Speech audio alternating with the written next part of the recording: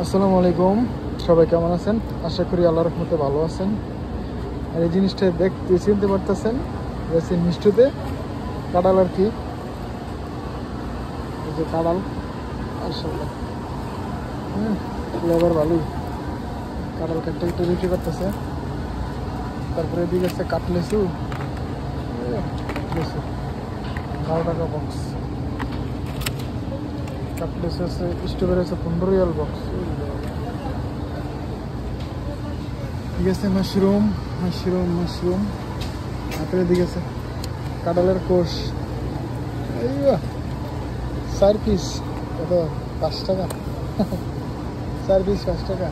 এদিকে আছে আঙ্গুর, ব্ল্যাকবেরি, এদিকে আছে ব্ল্যাকবেরি, প্লেন, এদিকে আছে পিওর